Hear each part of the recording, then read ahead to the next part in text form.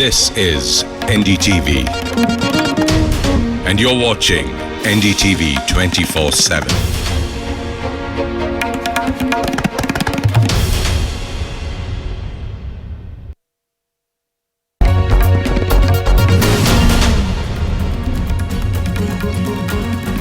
Hello and welcome. It's time for our special coronavirus call-in. This is where we take your questions and our medical experts here with us are going to answer those for you. Joining us today is Dr. Aditi Kabade. She's a consultant endocrinologist at the Army Hospital in Delhi. Dr. Sanjay Mehrotra, a leading cardiac surgeon at the Narayan Hrudayalaya, is joining us from Bengaluru this morning. Dr. H. Basavanna Gowda, who's the diabetes principal at JSS Medical College, is also with us. He's from the JSS University, Mysuru. So all these doctors will be with us taking your questions. Let's go right across to our first caller.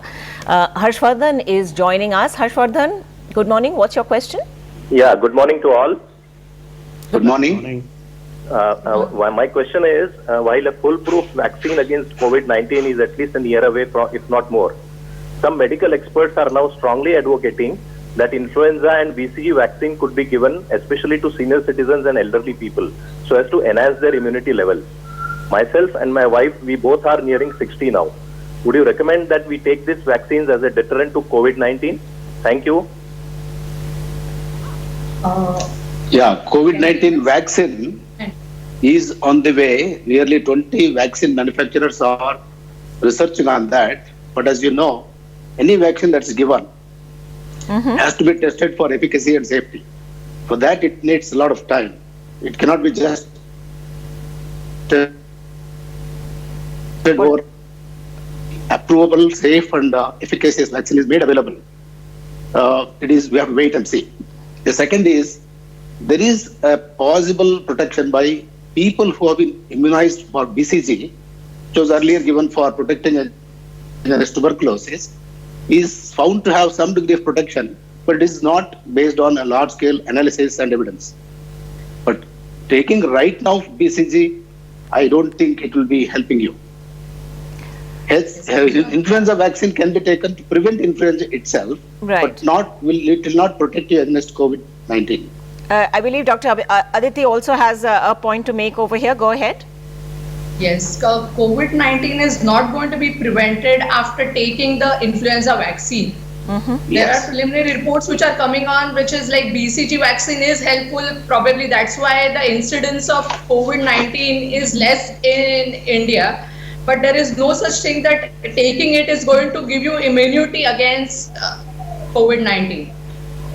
Correct. All right. Let's also try and get our second caller on the line with us right now. Jarif Ahmed is with us. Jarif, what's your question? Hello. Yes, go ahead and ask us your question. जी नमस्ते ma'am, मैं mister जरीफ अहमद बोल रहा हूँ. जी ma'am, मैं 20 मार्च को स्वास्थ्य विभाग की टीम के साथ में विदेश का एक व्यक्ति का सैंपल लेने के लिए गया था. उनको लोकेशन बताने के लिए सैंपल तो किसी और ने लिया है, तो मैंने अभिवादन के दौरान उसके हाथ मिला लिया था जी. तो मैम 23 मार्च को उसकी रिपोर्ट पॉजिटिव आ गई. उसके बाद मुझे भी उन्होंने भर्ती कर लिया आइसोलेशन वार्ड में. 25 तारीख को मेरी जांच कराई तो वो negative I.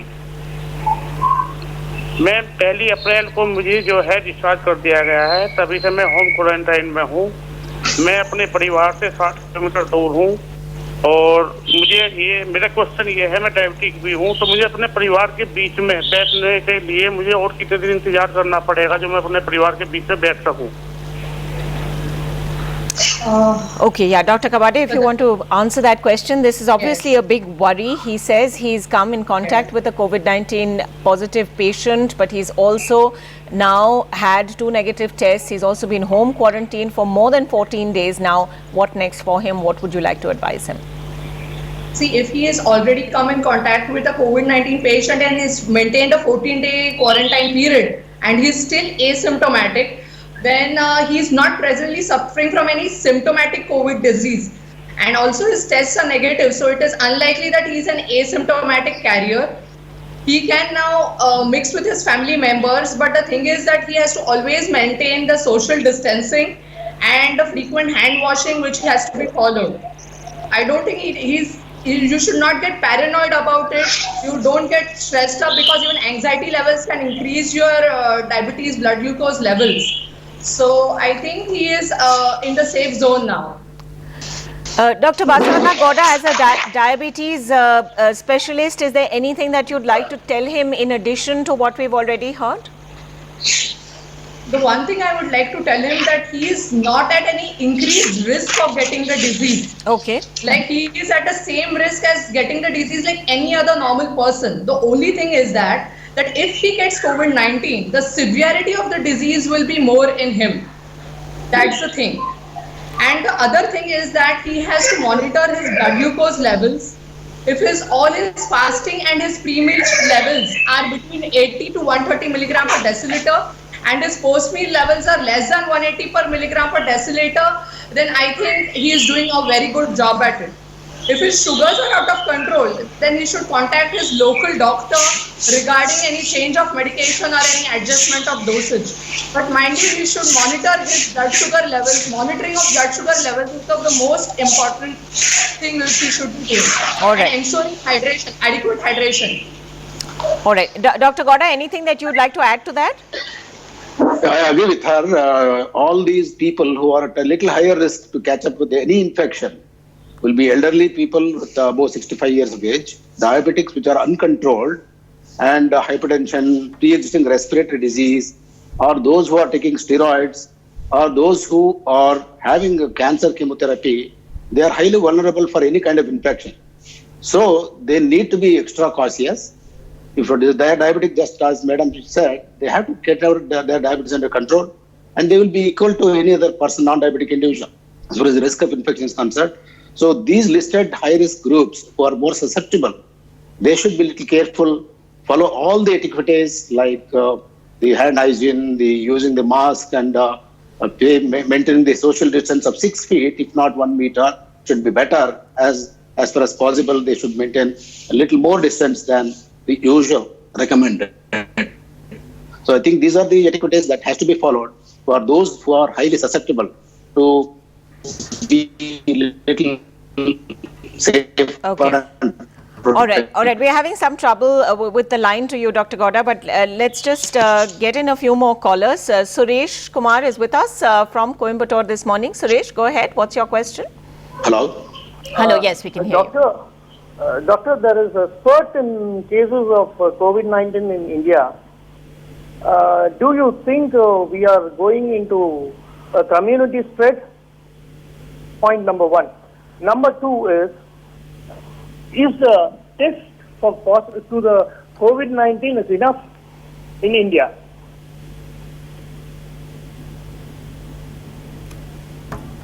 All right. Dr. Aditi Kabade, would you like to take those questions? Whether to say that whether we are in the stage of community stage transmission, it is very difficult to say. But definitely in bigger cities like metros like Delhi, Bombay, the possibility of community transmission is there.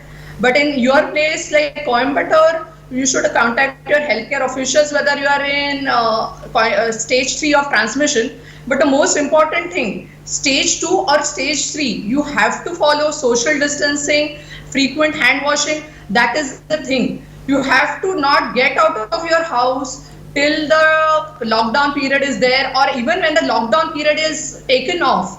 What you have to do is that you have to take and ensure adequate precautions. Wear a mask. If you don't have a mask, you can wear the cloth-made mask, like 2 double-layered masks which you can wear. Avoid touching your hands, face, mouth, and that is one thing. And coming to a second question, whether we are doing enough tests, I think we can do a bit more tests, but that is for the government to decide now. Right. Okay. Fair enough. I'd also like all our viewers, if you do have a cardiac condition, do call in with specific questions, because we do have experts in the field like Dr. Mehrotra with us today who could help answer those for you. So we'd like to take your questions specifically if you have an underlying condition like that. So Devabrata, in fact, from Kolkata has such a condition. Devabrata, go ahead. What's your question? No, I'm a patient of a heart patient. I have done my angioplasty with stents in 2016 from Bangalore, Narayan Rudalaya. I have been doing very well till date. There is no medical issues. I do my yogas and walking, and everything is going fine with the medicines also. I just wanted to know, under this COVID-19, is there any special advice for patients like us, right, and whether I can do my evening or morning work as usual that I do in my complex? Dr. Mehrotra, would you like to take that? Yeah, I don't think that he has any specific risk in relation to his condition and risk of harboring COVID because of his previous cardiac status. He's undergone an angioplasty. He's fine right now. So his risk is equal to any other person's risk. And of course, as already discussed, the social distancing and not coming in contact, the disease is still probably not spreading in the community, and most of the patients who have been affected with COVID have some kind of contact, although there are evidences of community spread as well, but they mostly because of the contact. So I don't think he has any specific risk. But on the other hand, if he has diabetes, which is uncontrolled, or he has suffered any other chronic illness where there is immunity is low, then there may be an increased chance of acquiring, which is equal to anybody else. So my thinking is that he's not at any specific or extra risk because of his status, which is post-angioplasty. All right, Debabrata, we hope that answered your question. Let's take another caller at this point. Zahir is with us from Bareilly. Go ahead, Zahir. Madam, not Bareilly, with Bellary, Karnataka. Bellary, I'm sorry. Madam. Yeah. मेरा सवाल क्या है बोले तो ये corona virus का exact nature अभी किसी को पता नहीं चल रहा है, और जो भी हो रहा है ट्रायल एंड एरर बेसिस पे हो रहा है. जितने भी पॉजिटिव केसेस रिकवरी हो के डिस्चार्ज हो रहे हैं ना, उनको मेडिसिन आने तक अभी मॉनिटरिंग में रखे तो बेहतर होगा.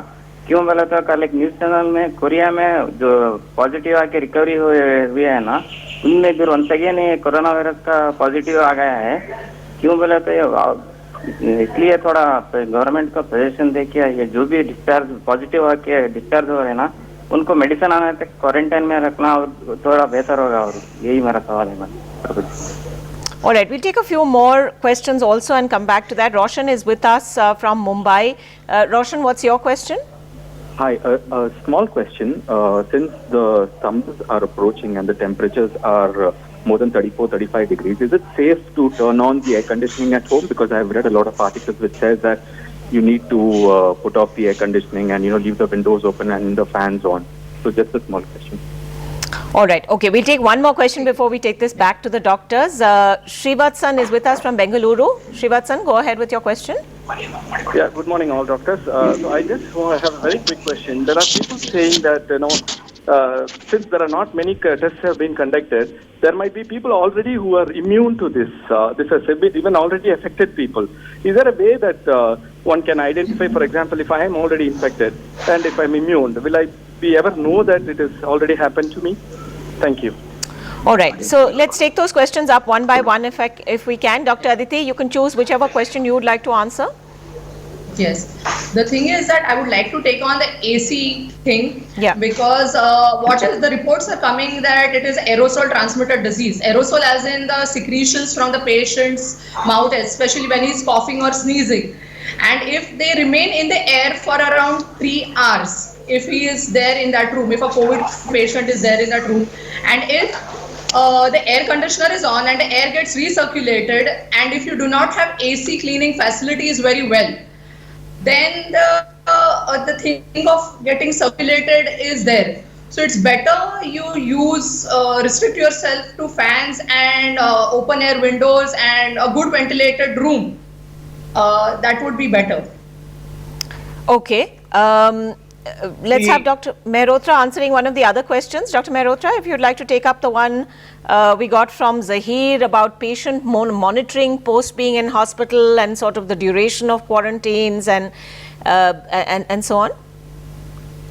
So as far as the negativity of the test is concerned, once you get infected, you do develop immunity for yourself. But do you remain infected for a long time? That will depend upon the presence of virus in your body. And most of the time, once you get cured, the chances of infection, especially after quarantine, which is at least 2 weeks, is very, very less. On the other hand, you may have harboring of the antibodies in your body for at least 1 month. There is reports of that. But that doesn't mean that you have infectivity. So as far as your infectivity is concerned, if you have recovered from the illness and you've been beyond 2 weeks, it is very unlikely. As far as a possibility of harboring an infection second time is concerned, these are very reports which are very, very few, 1 or 2 reports, and I think when they come into the information and in the knowledge of the people get worried about it. But the possibility of harboring a second infection is very, very less. So as far as I probably am aware, I'm not aware of a condition where a person will transmit infection after it's being treated. After more than 28 days, definitely no. Right. All right. Mohan Shankar is with us from Mysuru. Mohan, what's your question? Hello, sir. Hello. My question is Dr. Basavan Gowda. Okay. Can I talk to him? Yes, certainly. Ask your question. Sir, my question is to Dr. Basavan Gowda. As such, we have not invented any vaccine or anything. Why can't we go for HCQ for a minimum dose for each and every citizens of India, so that they can fight against carnivorous? I think I heard that HCQ has got some power to fight against corona. And second one is the government of India. Thank you for asking this question. Okay, I think one question at a time. Let Dr. Gowda answer. HCQ is going to cure the disease. It's not so. But HCQ is a wonderful drug. It's an anti-malarial drug, basically. It is supposed to work by protecting the RBCs, hemoglobin, from getting invaded by the virus, and prevents the disablement of hemoglobin to carry the oxygen carrying capacity. The basic pathology in coronavirus infection is the virus goes and disables the hemoglobin, makes it incapable of carrying oxygen to various organ systems. That's why hypoxemia set in. The failure of oxygen delivery to various organ systems is the one major cause for developing multi-organ failure at a very early stage of the disease. So HCQS is given to protect the hemoglobin of the individual who is affected with the virus. But doesn't mean that everybody in the community should just take it like that. The drug has to be used appropriately only for a required individual. Number one, those healthcare workers who are taking care of the individuals who are suspected or supposed to be suffering from COVID infection. Second, those who are infected and proven positive, before their disease escalates, this drug can help them in conjunction with other supportive measures. HCQS generally, universally, just cannot be taken to protect themselves from the viral infection. It will not prevent the viral infection happening, but infection, if it has occurred, HCQS to some extent can protect them from escalation of the inflammatory process, because it's an immunomodulatory drug, and as well it will protect the hemoglobin from getting disabled from oxygen carrying capacity. So HCQS is a wonderful drug, can be used for only indicated situation. It is not available over the counter. You cannot just go and say take it just like that, because there are some individuals who may have some cardiac problem like pre-existing heart disease, the QT prolongation like kind of thing. If they take, that could be little harmful. So one has to be prescribed. The drug has to be prescribed by the doctor. You have to take it. You cannot just go and buy the drug over the counter and take it. It is good. It is good only to be used for those who are suffering or who are treating or who are taking care of the individuals to protect themselves, not otherwise. Is there anything, Dr. Kabade or Dr. Mehrotra? Yeah, Dr. Mehrotra, go ahead. So the HCQ, the evidence that it is helpful is anecdotal at this moment. There are controversial reports and very few articles published. New England Journal of Medicine published one article which said that it may not help. It may actually enhance the respiratory symptoms of a patient. On the other hand, there are some anecdotal reports from France that it might help. The other important combination which was used with COVID was with azithromycin. Now, azithromycin and HCQ both cause something called as QT prolongation, which is a precursor for causing ventricular arrhythmia and sudden death, and that is important. that people should not take it without an advice, and those people who take it, the doctors who are giving them should do an ECG to see if the QT is not prolonging in these patients. QT is an interval which is measured on the ECG of a patient. So just a simple ECG will be able to tell you whether you're getting a QT prolongation. So people who are on HCQ plus azithromycin, they should have an ECG before, and there should be an ECG 12 hours and 24 hours to see that the QT is not prolonged. So this should be given in a hospital setting only and should not be tried by individuals on their own. All right, I think that's very important advice. Dr. Kabade, anything you'd like to add to that? I think both the doctors have said what is to be said, and I completely agree with both of them. The thing is that, one thing is that what I would agree with Mehrotra sir, that presently it is anecdotal and it is not proven that it is going to improve the COVID symptoms. Right. And of course, it is, reports are there that it is important for chemo prophylaxis, but you have to take it with a consultation with a doctor. Please don't take it over the counter. You can land up with serious trouble. All right. Arun from Nagpur is not on line with us, but we do have his question here with me. He is asking, and it's a fair question. He's saying, given the lockdown and the fact that we are being encouraged to sort of use telemedicine first, can the doctors tell us if there are any general medicines, any tonics, any vitamin supplements, etc., that can, you know, generally boost our immunity at this point so that we can take care of our health, so that we don't need to actually visit a hospital or any kind of medical facility at this time. Anything you would like to tell, Arun?